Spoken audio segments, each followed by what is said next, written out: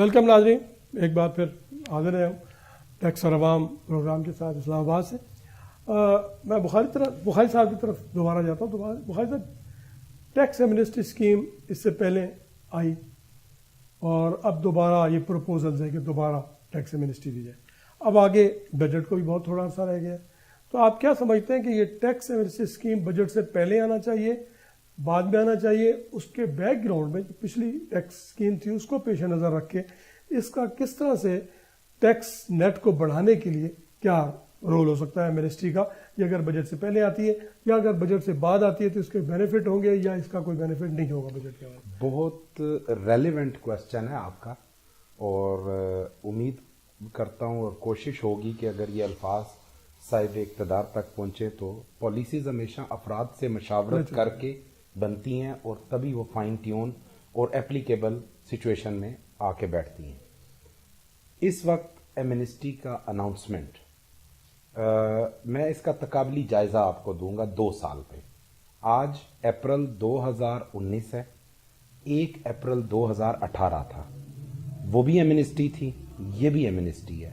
इसका ड्राफ्ट भी हमारे वकला के हलकों में सर्कुलेट हो रहा है, हमने उसको पढ़ भी लिया है। गवर्नमेंट का मौक़िफ़ जो अभी तक सामने आया है, अल्लाह करे कि वो वाकई सच हो, वो कह रहे हैं कि हम पैसे की खातिर ये एमनेस्टी नहीं लाना चाह रहे, हम पैसा कलेक्शन करने के लिए ये एमनेस्टी नहीं ला रहे, हम सिर्फ और सिर्फ डॉक्यूमेंटेशन के लिए ला रहे हैं। लेकिन जब हम इसका ड्राफ्ट पढ़ते हैं वो इसके बिल्कुल मुतकाज़ी नहीं है, वो बिल्कुल इसकी मुखालिफ सिमत में है। इस ड्राफ्ट में बताया गया कि जून 30 तक जो एमनेस्टी अवेल करेगा वो 5% टैक्स देगा एसेट पे, एसेट डिक्लेरेशन पे। जो सितंबर 30 तक करेगा 3 माह बाद वो 10% देगा, और जो 31 दिसंबर 2019 तक लेट, अमूमन हम बिजली के बिल, गैस के बिल भी आखिरी तारीख पे कराते हैं, तो उस नज़रिए को मद्देनज़र रखते हुए ये एक डिफरेंट एमनेस्टी लाने की कोशिश की जा रही है 3 टीयर्स में, एक जून क्लोजिंग, एक सितंबर क्लोजिंग, एक आपका दिसंबर क्लोजिंग। उसमें 20% रेट है। नंबर 1, अगर हम ये डॉक्यूमेंटेशन के लिए करना चाह रहे हैं तो ये एमनेस्टी 2-4% से ऊपर चार्ज ना करें। आप एक जैसे आप देखें कोई टाइमर होता है ना, किसी चीज के साथ वो अटैच किया जाता है तो वो सर्कल्स उसके काउंट कर लेता है। आप इसको मिनिमम 3 पे लेके आए। आपका फैसल वाडा साहब ने एक प्रोग्राम में कहा था एक एंकर साहब को कि जनाब पान वाला भी आएगा आके कहेगा कि मेरे से टैक्स ले लो, मेरे से टैक्स ले लो। बिल्कुल ठीक कह रहे थे, लेकिन उसके लिए तैयारी नहीं है अभी तक। उसके लिए स्टेक होल्डर्स को ऑन बोर्ड नहीं लिया गया, उनसे डिस्कस नहीं किया गया। ये तब हो सकता है जनाबे वाला कि जब आप एमनेस्टी की फेसिंग ऐसी रखें और उसका स्लोगन ऐसा डिजाइन करें कि ये हम पैसे के लिए नहीं कर रहे, हम अपने मुल्क को सही डगर पे चढ़ाने के लिए कर रहे हैं।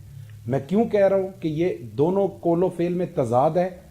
टैक्स रेट जो बताया जा रहा है एमनेस्टी में, पिछली एमनेस्टी में 124 अरब रुपए आए थे, जिसमें से 97 अरब रुपया आपके मुल्क में से आया था और 27 या 26 अरब रुपया आपकी बैनुल अक़वामी बाहर के एसेट से आया था। वो वक्त भी आप लाजमी तमाम लोग जहन में रखें कि हमारे मौजूदा वजीर आजम साबिक अपोजिशन लीडर थे, वो सेकंड टीयर के, उन्होंने कहा था कि मैं जब आऊंगा तो मैं एक एक को प्रोसिक्यूट करूंगा, एक एक का मैं हिसाब लूंगा। उस वक्त बिजनेस कम्युनिटी भट्टी साहब बहुत नाजुक स्किन होती है उसकी, वो बड़ी डरी हुई, खौफजदा, परेशान होती है। आपका शायद पिछली एमनेस्टी में 250 अरब हो जाता। ये जो 150 अरब पिछले साल कम हुआ, उसका ये इफेक्ट था कि लोगों को डर था। खान साहब की हुकूमत आने के हालात साजगार थे, नजर आ रहा था कि आने वाला वक्त पीटीआई को हुकूमत मिलनी है, महसूस हो रहा था एक लहर को देखते हुए। तो वो लोग बैकफुट हो गए। उन्होंने कहा कि भाई ये बेशक पार्लियामेंट है, ये जो मर्जी है। हत्ता कि उसमें एक और काम हुआ था कि आखिरी 21 दिन सिर्फ ये एमनेस्टी टोटल लीगल कवर में थी, क्योंकि ये एमनेस्टी सुप्रीम कोर्ट के टेबल पे भी चली गई, तो सुप्रीम कोर्ट ने भी इस पे टाइम ले लिया और 21 दिन का फुल टाइम बिजनेस कम्युनिटी को मिला, इंटरनेशनल कम्युनिटी को मिला अपने एसेट डिक्लेरेशन का, उन 21 दिनों में ये 127 अरब है। अब जो मौजूदा, मैं अब अपनी बात को सम अप करता हूं, अब जो मौजूदा सिनेरियो है, मौजूदा सिनेरियो में जो नजर आ रहा है कि आप 5, 10 और 20% का रेट रखें, तो मैं वलीउल्लाह तो नहीं हूं, लेकिन मैं एक प्रेडिक्शन कर देता हूं, आपकी तवक्को से ज्यादा आपको कम नताइज मिलेंगे। आप सोच नहीं सकते कि इस एमनेस्टी का फेलियर क्या होगा। तो सो खुदारा स्टेक होल्डर को ऑन बोर्ड लें, बार्स को लें, चैम्बर्स को लें। ये 5, 10, 20, अभी अगर ये ड्राफ्ट है, मे भी मेरा ये चीज गलत साबित हो जाए, शायद कल को 3% की एमनेस्टी आ जाए, 2 की आ जाए, लेकिन अगर ये नीयत है कि हमने डॉक्यूमेंटेशन करनी है तो इसका मिनिमम पिछली हुकूमत से भी कम रेट रखें। एक चीज एक और सियासी हलकों में शौकत साहब साथ बैठे हैं, पिछली एमनेस्टी को हराम करार दिया गया था, ये एमनेस्टी अब हलाल करार हो रही है। मैं एक और प्रोग्राम में बैठा तो मैंने इस पे गुफ्तगू हुई तो मुझे लोगों ने कहा कि आप ये कैसे कह रहे हैं। मैंने उनसे कहा जनाबे वाला, एमनेस्टी बिल्कुल जायज है, वो भी और ये भी। हमारा दीने इस्लाम, अल्लाह रब्बुल इज्जत का कानून एमनेस्टी से भरा पड़ा है। एमनेस्टी नंबर 1, बड़ी मैं सर अहम बात कर रहा हूं, हज बैतुल्लाह। एमनेस्टी नंबर 2, शब कदर। एमनेस्टी हर जुम्मे की किस किस जगह वो मालिक गुनाहगारों को बख्शने का कहता है, ये मौका ले लो, ये मौका ले लो। क्योंकि मैं कहता हूं रियासत मां जैसी है, ये मां बच्चों को बार बार मौका देती है, बार बार मौका देती है। एमनेस्टी के मैं मुखालिफ नहीं हूं, लेकिन एमनेस्टी के खदो खाल को देखा जाए, उसको देखा जाए, उस पर तवज्जो दी जाए, और अगर डॉक्यूमेंटेशन के लिए तो इसको प्योर डॉक्यूमेंटेशन बेस बनाया जाए, रेवेन्यू बेस ना बनाया जाए। जी भट्ट साहब, आपकी तरफ आते हैं इसी एमनेस्टी के हवाले से। एमनेस्टी पहले भी आती रही, एमनेस्टी हमेशा होती है, कुछ प्रोवाइडेड है, कोई एग्जाम्पशंस, कुछ चीज़ें ऐसी बजट में हमेशा होती हैं। आप बिजनेस कम्युनिटी के हवाले से क्या देखते हैं? क्योंकि एक तो हमारा, जैसे आपने पहले कहा, कि जो टैक्स नेटवर्क में आ जाता है आप उसी के ऊपर सारा बर्डन डालते जाते हैं, तो लोगों को एतमाद में किस तरह से लिया जाए, बिजनेस कम्युनिटी को खास तौर पे, कि वो ज़्यादा से ज़्यादा नेटवर्क में आए। आप क्या समझते हैं कि बजट में ज़्यादा फैसिलिटेशन दे के ये किया जा सकता है, बजट रेट कम करके ये किया जा सकता है, या इस किस्म की एमनेस्टी स्कीम दे के लोग कैसे राग़िब हो इसमें, और किस तरह से नेशनल इंटरेस्ट में आगे बढ़ के मुल्क की बेहतरी के लिए इस किस्म की स्कीम का फ़ायदा उठा सकें? क्या आप प्रपोजल देंगे अपनी गवर्नमेंट को इस हवाले से? भट्टी साहब, असल में ना ये मल्टी डायमेंशनल किस्म की एमनेस्टी स्कीम आएगी इंशाल्लाह। इसमें जो हमारे बिजनेस से रिलेटेड लोग हैं उनके लिए मुख्तलिफ इंसेंटिव्स दिए जाएंगे, और जब तक आप इंसान को, चाहे वो एशिया का है चाहे यूरोप का, जब तक आप उसको इंसेंटिव नहीं देते वो किसी की रगबत नहीं उसकी तरफ आता। जैसे मिसाल इन्होंने जी मजहबी हवाले से मैं उसी को आगे चलाना चाह रहा हूँ कि वो जब आप किसी को कोई इंसेंटिव देते हैं तो वो फिर इस तरफ रगबत करते हैं लोग। सबसे बड़ी बात ये है कि जो हम अभी ये ड्राफ्ट कर रहे हैं, इन वाली बात मैं इनसे एग्री करता हूँ, 100% एग्री करता हूँ। अभी ये ड्राफ्ट हो रहा है जिसमें ये पहले फेज में 5% है, सेकंड फेज में 10 है, फिर 20 है। वाकई इससे काफ़ी ज़्यादा मसाइल बनेंगे, लेकिन हम इसको, जो हमारी हुकूमत के जो लोग साहिब इक़्तिदार हैं, हम उसमें उनको लाजमन एक बात जो out of the box solution मैं उसको कहता हूँ।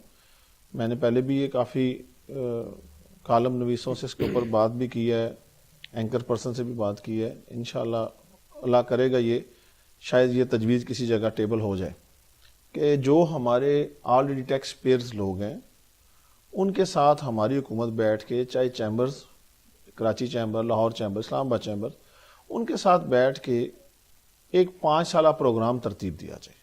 उस 5 साला प्रोग्राम का जो बेस है, मैंने इसके ऊपर थोड़ा सा वर्क किया। बेसिकली मैंने अपने ताजरों से कुछ बैठ के बात की है, बड़ा सादा सा, माजरत के साथ। उसमें हमारे वकला भाई अगर मुझसे नाराज़ हों, लेकिन मैंने एक सोल्यूशन इस मुल्क की बेहतरी के लिए, कि जो हमारे टैक्स पेयर लोग मौजूद हैं हुकूमत के रिकॉर्ड के ऊपर, उनके साथ बैठ के ना कुछ एग्रीमेंट्स कर लिए जाएं। फर्स्ट ऑफ ऑल कि वो लोग जो टैक्स दे रहे हैं, हमारी, जैसे हमारा स्लोगन था कि हम 4000 अरब जो हमारी हुकूमत टैक्स कलेक्शन कर रही है, साबका हुकूमत, हम आगे इसको 8000 अरब करेंगे। یہ خان صاحب کے اس سلوگن کے بنیاد پہ میں یہ بات کرنے لگا. ہمارا جو اس وقت ٹیکس ریونیو ایکسپیکٹڈ ہے یا جو ہو رہا ہے وہ 4.5 سے 4,000 ارب کے درمیان ہو رہا ہے. تو اس میں سیل ٹیکس کا بہت بڑا حصہ ہے.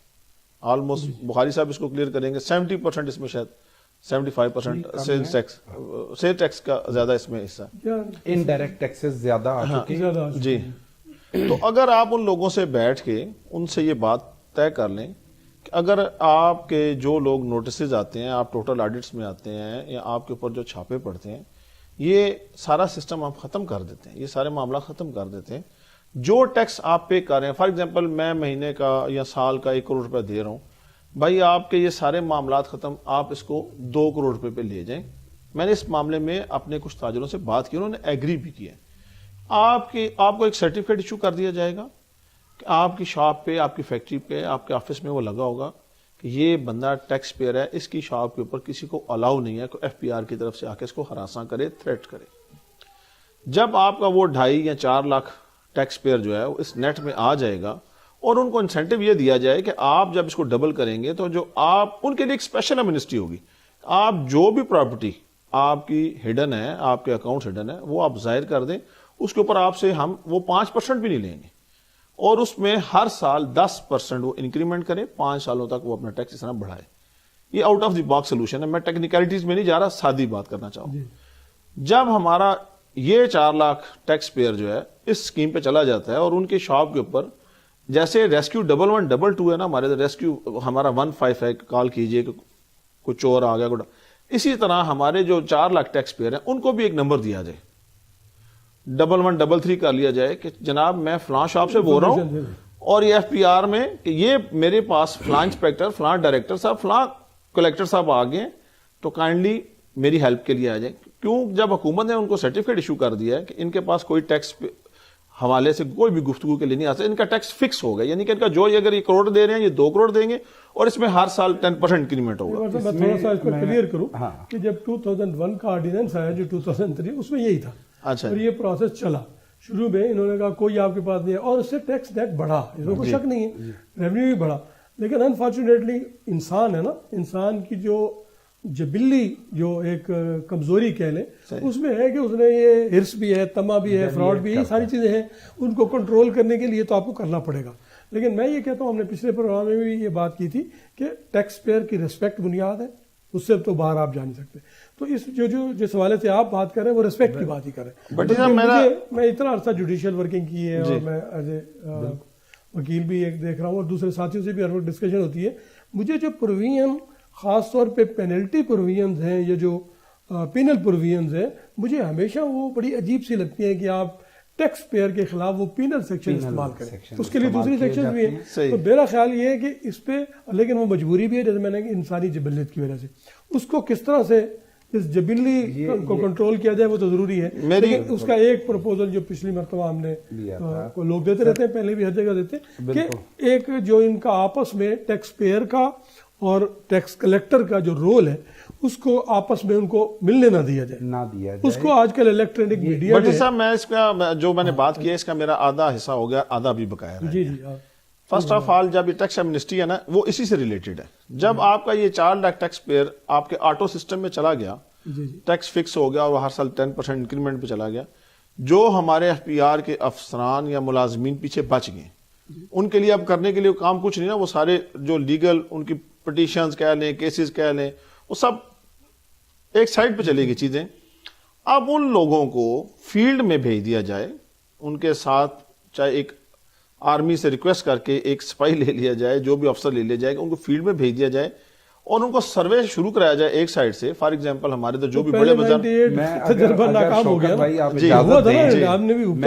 میں بٹی صاحب تھوڑا سا انٹروین کروں گا. میں سب تھوڑا سا وقفہ لینا چاہ رہا ہوں ابھی, میں اس پہ بات کروں گا پھر.